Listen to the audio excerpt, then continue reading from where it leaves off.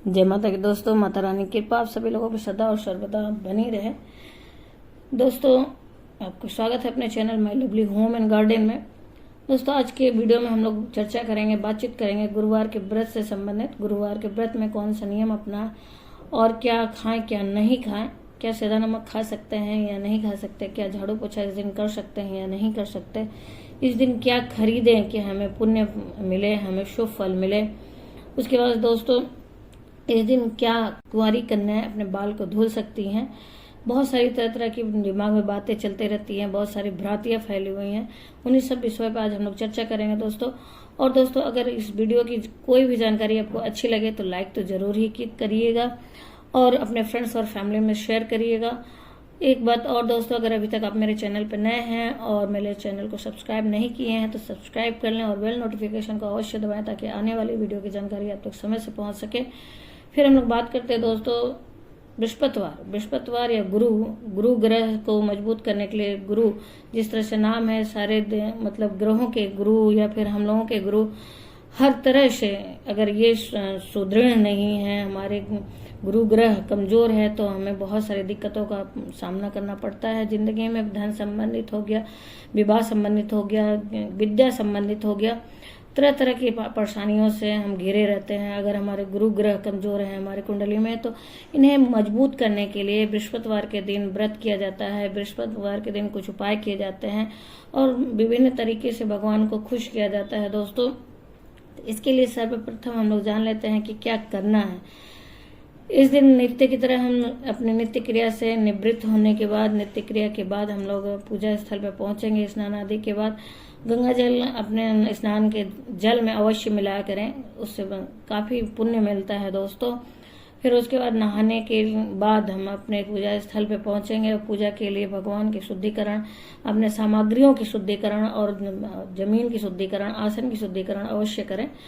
फिर उसके बाद संकल्प अवश्य धारण करें दोस्तों। कभी भी कोई भी व्रत या पूजा बिना संकल्प के फलदायी नहीं होता है, तो संकल्प जरूर धारण करें। इसके लिए करना क्या है कि आप अपने हाथ में थोड़ा सा जल लें, पुष्प लें, अक्षत लें और एक का सिक्का लें और उसके बाद वहां पे संकल्प धारण करें। अपना नाम, अपना गोत्र, अपना स्थान और ये सब बातें बोलते हुए और अपने मनोकामना को बोलते हुए कि किस लिए व्रत कर रहे हैं उनको भगवान के चरणों में अर्पित करें और भगवान से प्रार्थना करें कि भगवान हमारा ये व्रत या ये पूजा निर्विघ्न सफल करें और आशीर्वाद दें कि ये मेरी मनोकामना पूर्ण हो जाए। फिर उसके बाद दोस्तों पूजा शुरू करते हैं। पंचोपचार विधि से पूजा करेंगे। अगर आपके घर में श्री हरि विष्णु भगवान की पूजा विशेष करके बृहस्पतिवार के दिन की जाती है तो उनके किसी भी रूप की अगर मूर्ति है, विग्रह है तो आप अभिषेक जरूर करें। गंगा जल और हल्दी मिश्रित जल से इनका अभिषेक करें। अभिषेक के बाद आप पंचामृत अभिषेक भी कर सकते हैं। फिर उसके बाद दोस्तों पंचामृत अभिषेक करें। और अगर नहीं है मूर्ति और विग्रह रूप में नहीं है, अगर तस्वीर है, फोटो है, तो आप उनको किसी साफ कपड़े से गंगा जल से मिला के पोंछ सकते हैं, पोंछ दें, उससे शुद्धिकरण कर दें। इस तरह से शुद्धिकरण करने के बाद भगवान को पीले वस्त्र अर्पित करें। अगर नहीं वस्त्र का सामर्थ्य है दोस्तों तो आप कलावा अर्पित कर दें, कलावा वस्त्र रूपी कलावा को अर्पित करें और उसके बाद चंदन लगाएं, पीले चंदन, हल्दी का टीका अवश्य लगाएं और खुद भी नहाने के जल में हल्दी का उपयोग अवश्य करें। उसके बाद दोस्तों आज के दिन हल्दी का अधिक से अधिक उपयोग होता है, हर कार्य में उपयोग होता है। और भगवान के पूजा में पंचोपचार विधि से हम लोग पूजा करेंगे। घी का दीपक जलाएं, धूप दीप नैवेद्य चढ़ाएं और इनके पूजा में केले का भोग अवश्य लगाया जाता है दोस्तों। तो केले का भोग अवश्य लगाएं। लड्डू का भोग लगा सकते हैं, किसी भी मीठा का आप भोग लगा सकते हैं, मिष्ठान का भोग लगा सकते हैं और मौसमी फलों का भी भोग लगा सकते हैं। इस तरह से पूजा संपन्न करते हैं दोस्तों। और जो लोग व्रत धारण करते हैं वो इस दिन फलाहार व्रत रहेंगे और फलाहार व्रत रहेंगे, लेकिन एक बात का ध्यान रखेंगे कि केला, जो लोग व्रत रहते हैं वो केला न खाएं। इनके व्रत में केला नहीं खाया जाता है दोस्तों। इनके व्रत के लिए आप सारे फल खा सकते हैं लेकिन केले को छोड़ के। और इनके व्रत में संध्या काल में मीठे भोजन से व्रत का किया जाता है। एक ही अन्न का मीठा भोजन किया जाता है। और दोस्तों नमक इस दिन नहीं खाया जाता है, कोई भी नमक नहीं खाया जाता है, इस बात का विशेष ध्यान रखें। और इसी तरह से कोई भी गरम मसाले नहीं खाए जाते हैं। आप अन्यथा और जैसे आलू हो गया, उसे मीठा हलवा बना के खा सकते हैं, या आलू ऐसे भी तल के खा सकते हैं, लेकिन नमक नहीं पड़ेगा, इस बात का ध्यान रखिएगा। खाने को आप कुछ भी खा सकते हैं फल में, लेकिन आपको नमक वर्जित रहता है। इस व्रत में नमक वर्जित रहेगा। फिर एक ही अनाज संध्या काल में खाना है, नहीं तो आप फलाहार भी रह सकते हैं। फिर उस तरह से ये तो रहा व्रत कैसे करें हम संध्या काल में पूजन अर्चन करके फिर फलाहार या फिर एक अन्न का हम भोजन कर सकते हैं, या दूध रोटी खा सकते हैं, या फिर गुड़ रोटी खा सकते हैं, कुछ भी आप खा सकते हैं। एक अनाज या बेसन का हलवा खा सकते हैं, कोई एक अनाज खा सकते हैं। और इनके भोग में अवश्य लगाएं आप चना और चने की दाल और गुड़ का भोग अवश्य लगाएं भगवान के भोग में। ये तो रहा पूजा दोस्तों। फिर उसके बाद केले का वृक्ष इस दिन जरूर सींचे। केले के वृक्ष में कच्चा दूध मीठा मिश्रित और हल्दी मिश्रित जल से जरूर सींचे। इसी तरह से आज के दिन तुलसी अवश्य सींचे इन दूध से। और ये फिर उसके बाद वहाँ पे भी हल्दी जड़ में केले और तुलसी के जड़ में जरूर चढ़ाएं, चंदन लगाएं, इस तरह से पूजा करें। तुलसी और केले का भी पंचोपचार विधि से पूजा करेंगे दोस्तों आज के दिन। ये तो रही पूजे की बात दोस्तों। लेकिन उसके बाद हमें क्या करना चाहिए और क्या नहीं करना चाहिए, इस प्रश्न पे आते हैं। इस दिन हमें घर में डीप क्लीनिंग नहीं करनी चाहिए। हल्की फुल्की आप साफ सफाई कर सकते हैं, हल्का झाड़ू लगा सकते हैं, पोछा नहीं लगाना चाहिए। ये हमारे पूर्वज भी बताते थे, हमारे पुराने समय से इन बातों को बताया जाता है दोस्तों कि ये सब चीजें नहीं करनी चाहिए। फिर उसके बाद दोस्तों पोछा नहीं लगाना चाहिए। हमारे घर में पहले जब लीपे जाते थे, मिट्टी के घर हुआ करते थे, तब हमारे यहाँ इस दिन लीपा नहीं जाता था घर को। इसी तरह से आज के समय में पक्के घर हो गए हैं तो पोछा नहीं लगाना चाहिए। आप इसी तरह से शुद्धिकरण कर लें, जल वगैरह छिड़क के शुद्धिकरण कर लें। झाले वगैरह इस दिन नहीं निकालने चाहिए। इस दिन वस्त्र वगैरह नहीं धुलने चाहिए, साबुन वगैरह भी नहीं लगाना चाहिए, न बाल धुलने चाहिए। खास करके सुहागिन महिलाओं को तो बिल्कुल ही बाल नहीं धुलने चाहिए आज के दिन।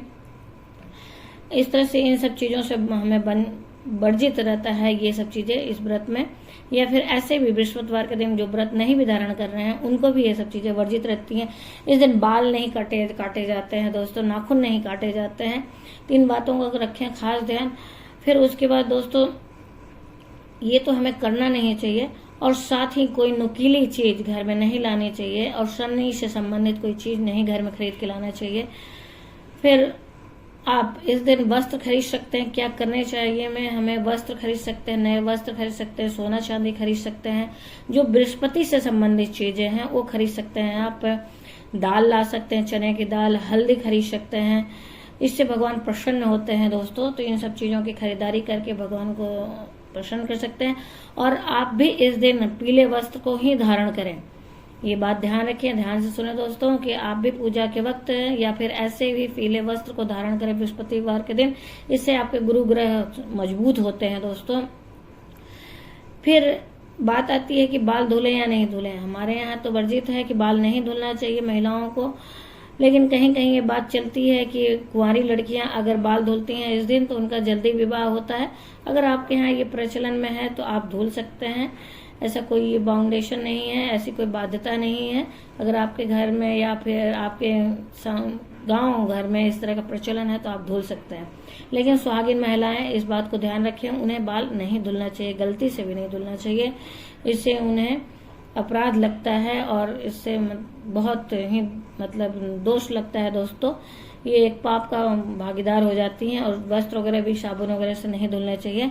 तो इसी तरह से अगर जब हम साबुन इस दिन वर्जित है उपयोग करना, तो साबुन वगैरह का खरीदारी भी इस दिन नहीं करना चाहिए। तेल और साबुन ये दो चीजें भी इस दिन नहीं खरीदनी चाहिए। बृहस्पतिवार के दिन किसी भी तरह का तेल नहीं लाना चाहिए घर में, चाहे सरसों तेल हो, कोई भी तेल हो।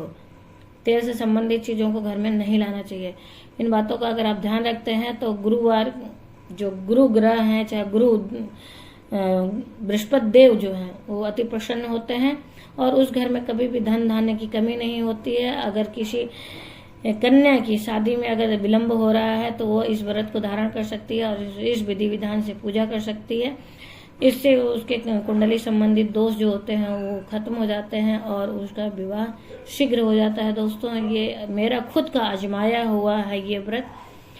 तो इस तरह से आप कर सकते हैं। आप विश्वास करिए, एक बार करके देखिए, अवश्य इसका लाभ मिलता है। थोड़ा वक्त किसी किसी को लग सकता है, लेकिन धैर्य रखें और विश्वास करके इस व्रत को करें, अवश्य फल आपको मिलता है। खाने के लिए दोस्तों आप कोई भी फल खा सकते हैं।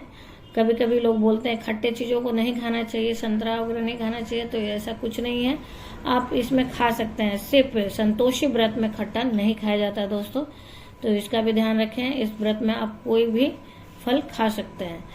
फिर रही बात आपको इसमें आज के समय में मौसमी जितने भी फल हैं वो खा सकते हैं, जैसे आम हो गया, पपीता हो गया, कोई भी मौसमी फल आप खा सकते हैं। इसके लिए निश्चिंत रहें, सिर्फ केला नहीं खाना चाहिए। और इसी तरह से ड्राई फ्रूट्स वगैरह आप चाहें तो खा सकते हैं, जो भी ड्राई फ्रूट्स खाना हो खा सकते हैं। दोस्तों ये तो रही पूरी जानकारी कि हमें क्या करना चाहिए, क्या नहीं करना चाहिए, और क्या खरीदना चाहिए, क्या नहीं खरीदना चाहिए, क्या खाना चाहिए, क्या नहीं खाना चाहिए। दोस्तों अगर इस वीडियो कोई भी जानकारी आपको अच्छी लगी हो तो लाइक जरूर करें। लाइक ही एक ऐसे जरिया है जिससे हम लोगों को पता चलता है कि वीडियो आपको उपयोगी लगी।